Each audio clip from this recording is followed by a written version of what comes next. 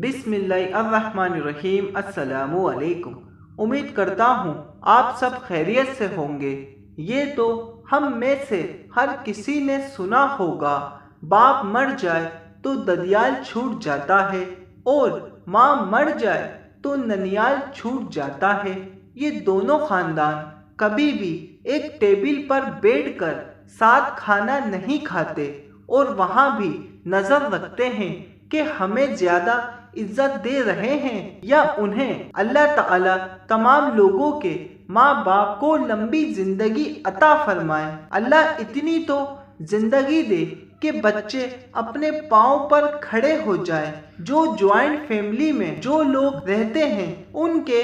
اگر والد کا انتقال ہو جائے تو اکثر دیکھنے اور سننے کو یہی ملتا ہے، والد کے انتقال کے بعد انہیں گھر سے علیحدہ کر دیا جاتا ہے اور ان کے والد کا جو حصہ بنتا ہے اس گھر میں اولاد کو بڑی ہی مشکل سے ملتا ہے، اور بہت ساری وجہیں ان کی اولاد کے سامنے رکھ دی جاتی ہیں کہ اس گھر میں تمہارے باپ سے زیادہ میرے پیسے لگے ہیں، اوپر کا فلور وہ میرے پیسوں کا بنا تھا، اور جب تم چھوٹے تھے میں نے تمہارے باپ کے فلاں فلاں کام کے لیے پیسے دیے تھے، وغیرہ وغیرہ۔ اسی طرح کا ایک معاملہ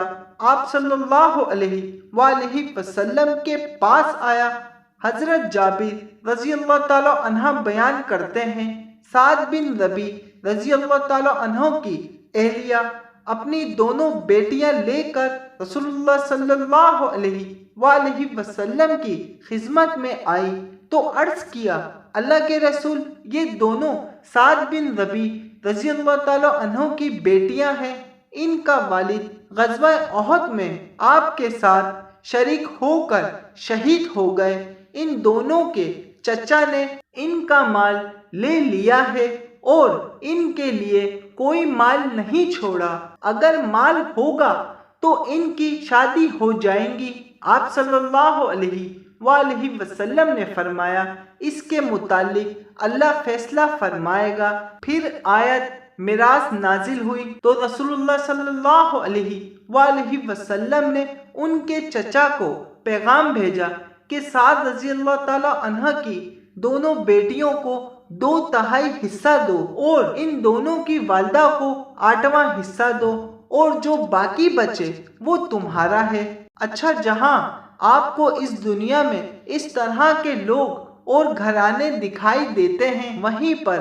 آپ کو کچھ ایسے بھی گھرانے دیکھنے کو ملتے ہوں گے جو بھائی کے انتقال کے بعد اس کی اولاد کو اپنی اولاد سے بڑھ کر سمجھتے ہیں اور ان کی کفالت کا ذمہ اپنے سر باندھ لیتے ہیں اور تمام عمر ایک ہی جملے کے پیچھے گزار دیتے ہیں کہ یہ ہمارے بھائی کے بچے ہیں، یہ ہمارا خون ہے۔ اسی لیے حضرت علی رضی اللہ تعالیٰ عنہ بیان کرتے ہیں، تم یہ آیت تلاوت کرتے ہو، وصیت پوری کرنے کے بعد جو تم وصیت کرتے ہو